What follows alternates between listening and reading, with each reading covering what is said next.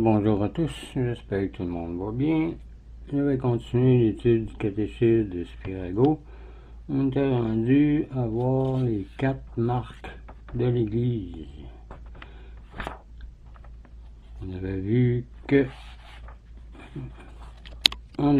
que l'Église est une et sainte, catholique et apostolique. Aujourd'hui, on va voir qu'elle est universelle, ou catholique et apostolique. Donc, commençons avec un signe de croix. Donc, du Père, du Fils et du Saint-Esprit. Amen. Troisième point. L'Église, la vraie Église est universelle ou catholique, c'est-à-dire elle a la faculté et la destination de recevoir dans son sein les hommes et les femmes de toute époque et de toute race. Le Christ est mort pour tous les hommes et les femmes, et après sa mort, envoya ses apôtres aux hommes de la terre entière, à l'humanité entière, qui vivraient jusqu'à la fin des temps. Voir Matthieu 28, versets 16 à 20. L'Église doit donc exister pour tous les peuples jusqu'à la fin des temps, comme c'est marqué dans la sainte parole de Dieu.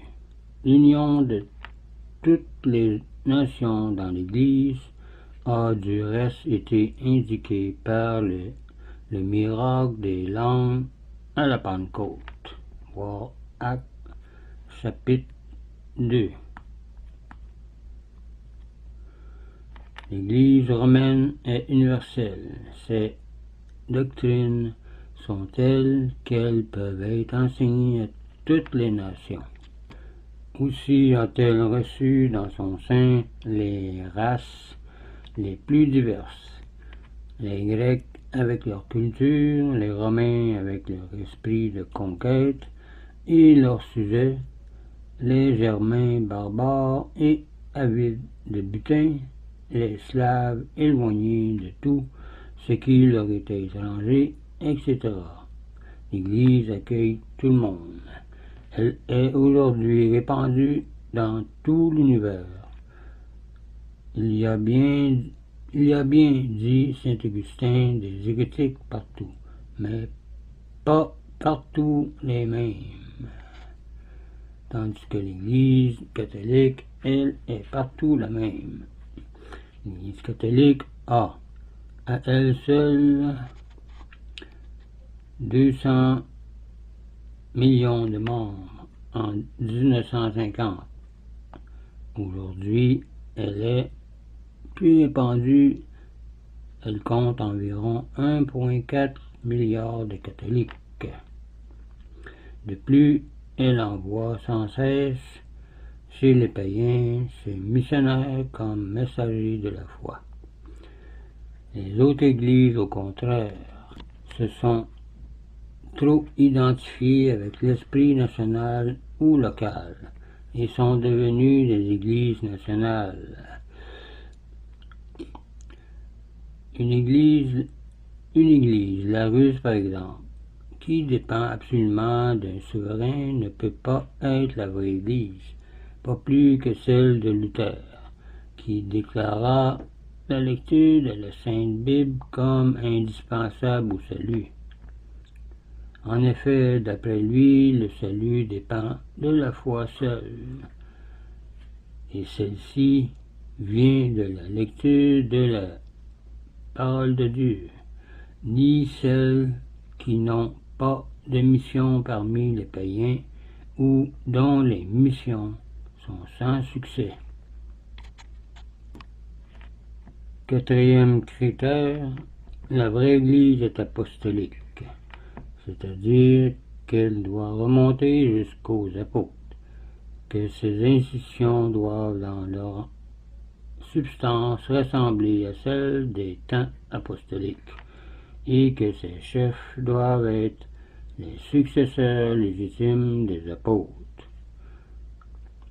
Les paroles de Jésus au moment de son ascension prouve qu'il voulait la perpétuité de ces institutions jusqu'à la fin des temps, jusqu'à ce qu'ils reviennent.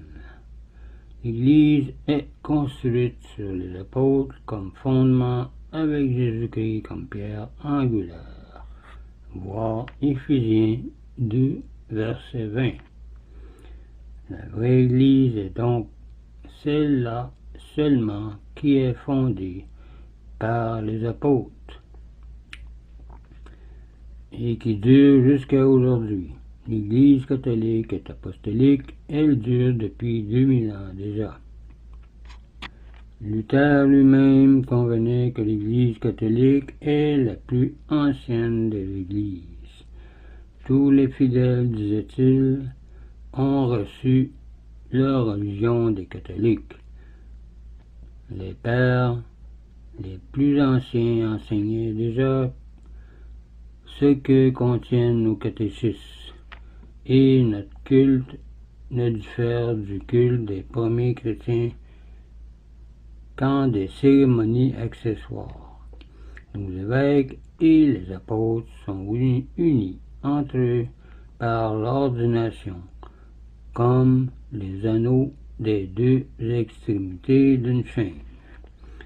Une Église qui existe que depuis 500 ans, comme Luther, se leva en 1520 environ, ou depuis peu d'années, ne peut pas être la vraie Église que Jésus-Christ a créée. Certains protestants reconnaissent d'ailleurs eux-mêmes qu'ils se sont séparés de la véritable Église. On attribue au vieux maréchal Moltke le propos suivant: il faudra bien que nous autres protestants nous redevenions catholiques, car elle est la première des églises. Un grand personnage s'étant permis de dire à l'illustre comte de Stolberg, après sa conversion au catholicisme: je n'aime pas les gens qui abandonnent la religion de leur père. Celui-ci répliqua avec malice: ni moi non plus. Si mes aïeux n'avaient pas changé de religion, je n'aurais pas eu besoin de rentrer dans l'Église catholique. L'étude des marques de la vraie Église a, dans le cours des siècles, ramené dans son sein une foule d'hommes illustres. Il est très étonnant que ce soit précisément des hommes ou des femmes de grande science et de haute vertu, tels au XIXe siècle les futurs cardinaux anglais Newman et Manning, qui se sont convertis même à leur détriment temporel, malgré la perte de leur charge. Ceux, au contraire, qui sortirent de l'Église prouvèrent toujours par leur vie ultérieure combien peu ils valaient. C'est donc pour nous un motif de joie que d'appartenir à la vraie Église, malgré ses défauts. D'autant plus que la foi catholique a sur les autres cet immense avantage de nous procurer le plus de consolation dans le malheur et au moment de la mort. Mélenchon, le principal disciple de Luther, écrivait à sa mère restée catholique: il est plus facile de vivre dans le protestantisme, mais il est plus doux de mourir dans le catholicisme.